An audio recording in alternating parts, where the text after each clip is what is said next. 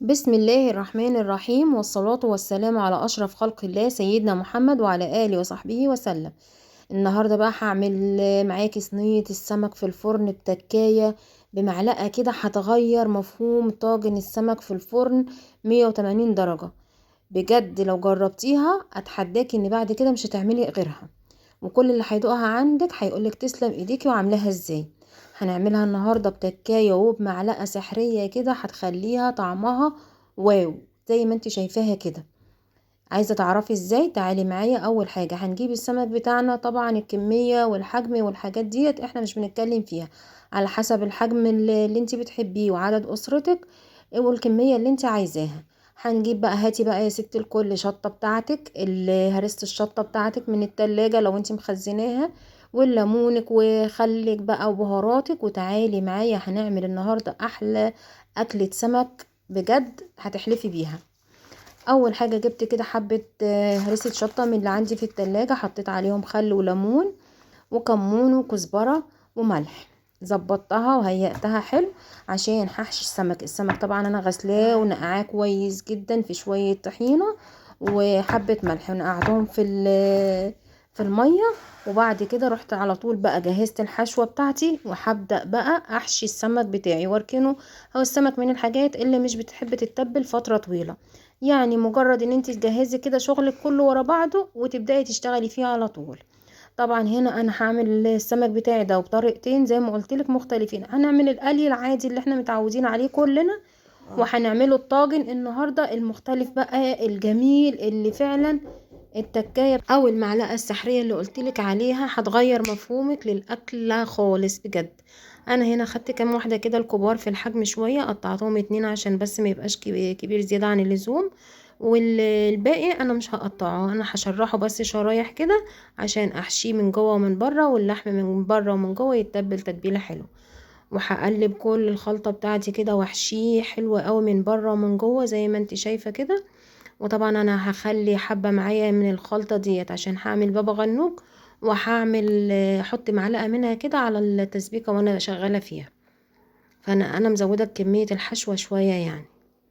وهحشي بقى كل السمك بتاعي زي ما انت شايفة كده، وهنا انا بفتحه في للاخر عشان برضو اضمن ان كل حتة حتة في السمكية اتبلت حلو زي ما انت شايفة كده. خلاص تبلت السمك وركنته، جبت بقى صينية كده وقطعت فيها حوالي 4 5 بصلات حلوين كده، ابيض احمر مش هتفرق معانا الالوان، احنا اهم حاجة كمية البصل، وهنقطعها شرايح زي ما انت شايفة كده.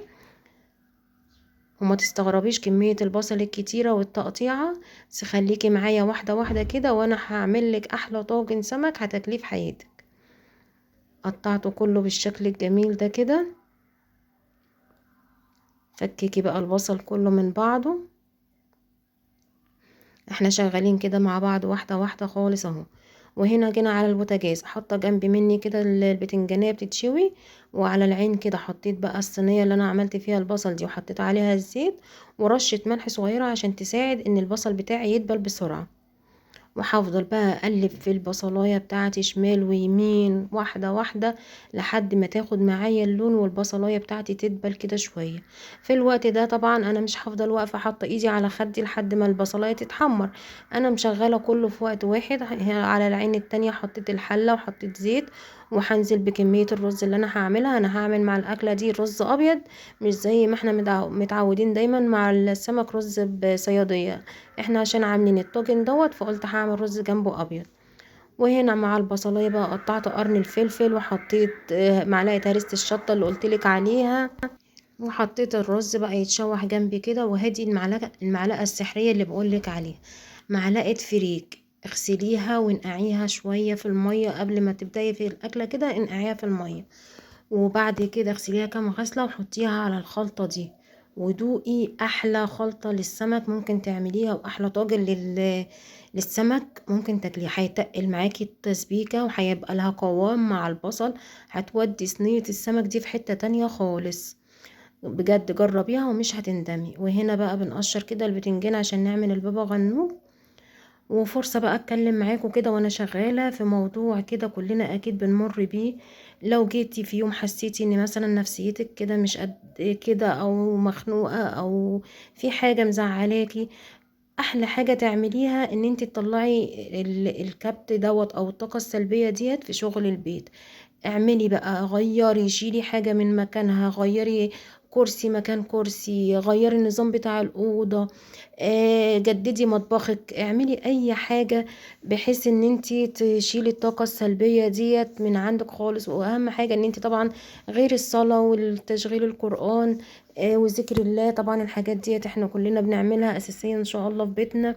بس يعني الطاقة السلبية مجرد ان انتي بتشيلي كرسي من مكانه او بتشيلي بتغيري حاجة او بتجددي حاجة، اولا بتجددي طاقتك، وتاني حاجة بتشيلي الطاقة السلبية او الحاجة الوحشة من البيت. يعني ما تقوليش لا انا بنضف كل يوم من على الوش، لا انا مش هشيل، انا مش هقدر.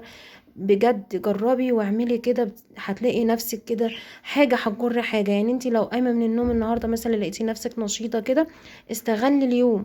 يعني اليوم اللي انت تلاقي نفسك فيه صحيتي من النوم وعندك طاقة ايجابية كده، استغلي اليوم ده كله، ما تفوتيهوش ان هو يعدي عليكي كده. عشان لما يجي عليكي يوم مكسلة او تعبانة او وراكي مشوار او المود مش حلو، يبقى بيتك دايما نضيف. ما تضمنيش مين اللي هيدخل، اكيد يعني ما احنا قاعدين في بيتنا كده ما احناش عارفين، مثلا حد ضيف يجيلك على فجأة، حد يدخل عليكي. يبقى بيتك دايما نضيف. المثل بتاع زمان امهاتنا اللي كانت بتقول اكنس بيتك ورش وما تعرفش مين هيخشوا. هو فعلا يعني ان انت كل ما بتروقي بيتك بدري وتخلصي بيتك وتعملي اكلك وتخلصي كل حاجة، وبعد كده بقيت اليوم ده ليكي انت بقى. لو هتراجعي بقى مع ولادك مذاكرة او حاجة، هتتفرجي على التلفزيون، هتمسكي التليفون شوية، يبقى يومك كده جميل ومعداش كده على الفاضي، وبيتك متروق وجميل. بصي يعني هقولك ايه، احلى حاجة في الدنيا انك تعيشي كده في مكان نظيف، مفيش احلى من كده. ونرجع بس لاكلتنا كده. بعد ما خلاص التسبيكة بتاعتي اتسبكت وزودتها شوية مية صغيرين وغليت اخدت غلوة، نزلت بقى بالسمك المقلي. وانا قليت السمك كان ممكن احطه، طب انتي لا مثلا تساليني تقولي لي طب ليه ما حطيتيش السمك ني؟ لا، السمك لما بيتحمر تحميره كده اولا بيدي السمك ان هو يبقى ما يدهوش فرصه ان هو يتهري معاكي، والسمكية كده تبقى ماسكة نفسها ما تتهراش كده، وتبقى ليها شخصيتها كده في الطبق. والتقديم طبعا هتقدميها بالشكل اللي يعجبك. انا قدمتها زي ما قلت لك مع الرز الابيض، والصوص بقى بتاعها ده البصل معطيله طعم مع حبة الفريك اللي احنا حطيناهم. ما اقولكيش بقى مخلي الصينية دي طعمها تحفة بجد. وادي كده التقديم بتاعي. وادي كان غدانا النهاردة بقى فلفل، سلطة، البابا غنوج، البتنج، السمك المقلي، الخضرة.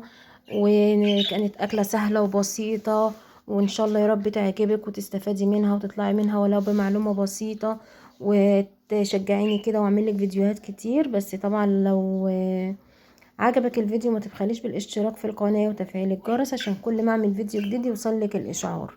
وادي كانت اكلتنا زي ما قلتلك النهاردة، اكلة سهلة وبسيطة، ويا رب تكون الفكرة عجبتك واستفدتي منها. والسلام عليكم. ايه ده؟